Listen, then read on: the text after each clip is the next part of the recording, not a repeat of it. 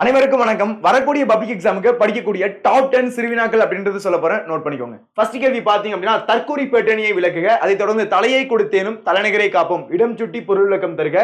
அதைத் தொடர்ந்து தீவக அணியை சான்றுடன் விளக்குக. நான்காவது கேள்வி என்ன அப்படின்னு பாத்தீங்க அப்படின்னா, பொருள்கோள் எத்தனை வகைப்படும், அவை யாவை? இந்த ஒரு கேள்வி அப்படின்றது ரொம்ப இம்பார்ட்டன்ட். அடுத்து பாத்தீங்க அப்படின்னா, தமிழ் அணியை வாழ்த்துவதற்கான காரணங்களாக பாவலர் ஏறு சுட்டுவனையாவை, நிரல் நிறை அணியை சான்றுடன் விளக்குக. அடுத்து ஏழாவது கேள்வி பாத்தீங்க அப்படின்னா, சித்தாளின் மனசுமைகள் செங்கற்கள் அறியாது, இடம் சுட்டி பொருள் விளக்கம் தருக.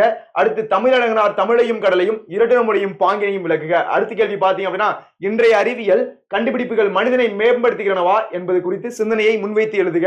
10வது கேள்வி பாத்தீங்க அப்படின்னா, ஆசிரியப்பாவின் பொது இலக்கணத்தை எழுதுக. கிட்டத்தட்ட ஒரு டாப் 10 சிறுவினாக்கள் அப்படின்றது சொல்லியிருக்கேன். ஃபர்ஸ்ட் ப்ரியாரிட்டி கொடுத்து இந்த ஒரு 10 வினாக்கள் அப்படின்றது படிங்க. அதை தொடர்ந்து பேலன்ஸ் இருக்கக்கூடிய சிறுவினாக்கள் அப்படின்றது இங்க படிச்சுட்டு போகணும். இந்த ஒரு வீடியோ உங்களுக்கு பிடிச்சிருக்கு அப்படின்னா ஒரு லைக் ஒன்று தட்டி விடுங்க. உங்க ஃப்ரெண்ட்ஸுக்கு இந்த வீடியோ கண்டிப்பா ஷேர் பண்ணுங்க. இது போன்ற யூஸ்ஃபுல்லான வீடியோஸ்க்கு நம்ம சேனலை ஃபாலோ அண்ட் சப்ஸ்கிரைப் பண்ணுங்க. நன்றி, வணக்கம்.